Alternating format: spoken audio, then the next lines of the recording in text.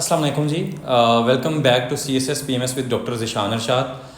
हमें स्टूडेंट्स की तरफ से बहुत ज़्यादा क्वेश्चन मौसूल हो रहे थे, पर्टिकुलरली पाकिस्तान अफेयर्स के सब्जेक्ट को लेके। चूँकि पाकिस्तान अफेयर्स का सब्जेक्ट एक ऐसा सब्जेक्ट है जो कि बहुत एक्सटेंसिव है और उसकी ऐसा कोई बाउंड्स नहीं है, तो स्टूडेंट्स को ये बहुत ज़्यादा मसाइल पेश आ रहे थे कि इसको किस तरीके से comprehensively from an exam point of view cover किया जा सकता है, not compromising at the quality of the content, कि उसके कोई इम्पोर्टेंट एस्पेक्ट भी हमसे रह ना जाए। पाकिस्तान अफेयर्स को अगर सिस्टमेटिकली डिवाइड कर लिया जाए तो काफ़ी ज़्यादा आसानी होती है स्टूडेंट्स को। इसको 3 ब्रॉड कैटेगरीज में डिवाइड किया जा सकता है और फिर उनकी मज़ीद सब कैटेगरीज बनाई जा सकती हैं अपनी आसानी के लिए। जो 3 ब्रॉड कैटेगरीज हैं पाकिस्तान अफेयर्स को कवर करने के लिए, उसमें यह है कि आप सबसे पहले प्री पार्टीशन में डिवाइड कर लें उसको, फिर जो कि हमारा स्टार्ट होता है 1857 से लेकर 1947 तक। सेकंड पोर्शन होता है पोस्ट पार्टीशन के ऊपर, जो कि 1947 से लेकर अप टू 2023 और 24 है। और फिर कुछ चीज़ें आती हैं जिसको हम कहते हैं कंटेम्प्रेरी अफेयर्स की डोमेन में आते हैं, जो कि उस वक्त मोस्ट पर्टिनेंट इश्यूज़ जो कि पाकिस्तान को एज अ स्टेट जिन चैलेंजेस का सामना है वो इस डोमेन में आ जाते हैं। मैं इनको वन बाय वन डिस्कस करूंगा और इसके साथ साथ आपको रिसोर्सेज भी बताता जाऊंगा ताकि स्टूडेंट्स को ये सब्जेक्ट प्रिपेयर करने में काफ़ी ज़्यादा आसानी हो सके। जहाँ तक प्री पार्टीशन का ताल्लुक है तो आप इसमें तमाम पाकिस्तान मूवमेंट कवर होती है और इसमें आपने पास्ट पेपर का एनालिसिस ज़रूर करना है। वहाँ पे आपने इस चीज़ का कंपैरेटिव एनालिसिस करना है कि एग्जामिनर का मेजर फोकस किन एरियाज़ के ऊपर है, तो आप उन टॉपिक्स को फिर कॉम्प्रिहेंसिवली अच्छे रिसोर्सेज से और स्टैंडर्ड रेफरेंसेस से कंसल्ट करेंगे, उसको ऑनलाइन भी पढ़ेंगे और उसके बारे में अपने तमाम तर कॉन्सेप्ट्स क्लियर करना बहुत ज़रूरी है, क्योंकि pre partition is the foundation of the Pakistan affairs. इसी बुनियाद के ऊपर पूरी की पूरी इमारत खड़ी होती है।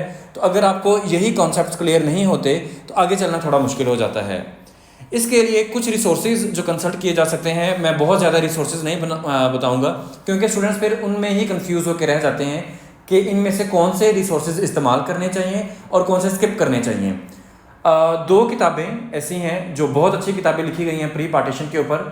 उनमें एक किताब ट्रैक टू पाकिस्तान है और दूसरी किताब पाकिस्तान द फॉर्मेटिव फेज़ है बाय खालिद बिन सईद। ये प्री पार्टीशन के ऊपर बहुत कॉम्प्रिहेंसिव बुक्स हैं और इसके करने के बाद आपको किसी मज़ीद ऐसी किताब की ज़रूरत नहीं रह जाती जो कि प्री पार्टीशन में आपको एक अच्छा क्वालिटी कंटेंट दे सके। नेक्स्ट हम आते हैं पोस्ट पार्टीशन की तरफ। तो ये 1947 से ऑनवर्ड्स टिल डेट जो पाकिस्तान की हिस्ट्री है, और इसमें भी मज़ीद 2 सब डिविजन्स आ जाती हैं, पाकिस्तान की कॉन्स्टिट्यूशनल हिस्ट्री और फिर political history of Pakistan. Constitutional history में हमारे पास 3 कॉन्स्टिट्यूशंस आ जाते हैं पाकिस्तान के, 56 का कॉन्स्टिट्यूशन, 62 का और 73 का कॉन्स्टिट्यूशन। और इन तीनों कॉन्स्टिट्यूशन का आपस में कंपैरेटिव एनालिसिस, और ना सिर्फ कॉन्स्टिट्यूशंस का कंपैरेटिव एनालिसिस बल्कि उनके जो पर्टिकुलरली इस्लामिक प्रोविजंस हैं उनका comparative analysis exam point of view से काफ़ी इंपॉर्टेंट है। इसके लिए जो किताब इस्तेमाल कर सकते हैं स्टूडेंट्स वो हामिद खान की बड़ी रिनाउंड किताब है, constitutional and political history of Pakistan. It's an extensive book, लेकिन आपने पिक एंड चूज़ करना है उन टॉपिक्स को जो कि डायरेक्टली ओवरलैप कर रहे हैं आपके CSS या PMS के सिलेबस के साथ। और फिर इसके अलावा एक किताब है सईद अहमद भट्ट साहब की, एक्सप्लोरिंग पाकिस्तान के नाम से। इट्स अ गुड बुक, लेकिन ये आपको ब्रॉड आउटलाइंस इसमें बनी हुई हैं, उनसे भी आपको काफ़ी हद तक मदद मिल जाती है। करंट अफेयर्स की अगर हम बात करें तो इसमें जितने भी पर्टिनेंट इश्यूज़ इस वक्त चल रहे होते हैं वो सवाल इनमें पूछे जाते हैं। इनको भी आपने सिस्टमेटिकली डिवाइड कर लेना है 3 ब्रॉड कैटेगरीज में, economic issues of Pakistan, political issues of Pakistan और social issues of Pakistan. Social issues में आपने मज़ीद नैरो डाउन कर लेना है, उसमें एजुकेशन के इश्यूज़ क्या हैं, पॉवर्टी के इश्यूज़ क्या हैं, जेंडर के इश्यूज़ क्या हैं, वीमेन एम्पावरमेंट के इश्यूज़ क्या हैं, और इसी तरीके से जितने भी सोशल इश्यूज़ हैं, अनएम्प्लॉयमेंट एक बहुत इंपॉर्टेंट सोशल इशू है पाकिस्तान का।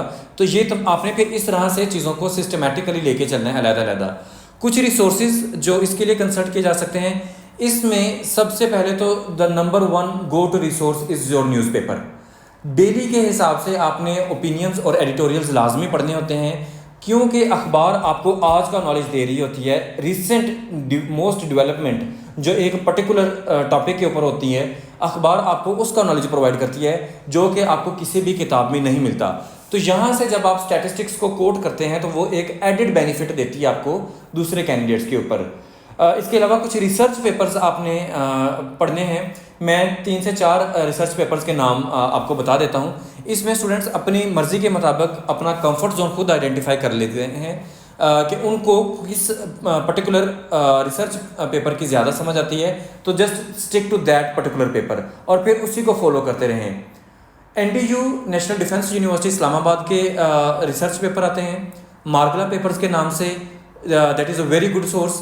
इसके अलावा IPRI Islamabad policy research institute, उनके बड़े अच्छे जर्नल्स होते हैं। और ISSI Islamabad strategic security institute, इनके बहुत अच्छे आर्टिकल्स होते हैं, रिसर्च पेपर्स, जिसमें बहुत ज़्यादा स्टैट्स भी दिए होते हैं और एक एकेडमिक व्यू दिया होता है जिसमें बहुत ज़्यादा रिसर्चर्स के नाम भी आपको मिल जाते हैं।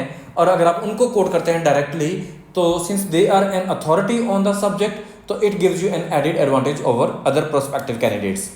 तो ये कुछ ऐसी पर्टिनेंट चीज़ें थीं जो हमने पाकिस्तान अफेयर्स जैसे एक्सटेंसिव सब्जेक्ट को लेके समराइज़ करने की और उनको सिंप्लीफाई करने की कोशिश की कि उसको किस तरीके से सिस्टमैटिकली डिवाइड किया जा सकता है और फिर हर एक पोर्शन को किस तरीके से कॉम्प्रिहेंसिवली कवर किया जा सकता है।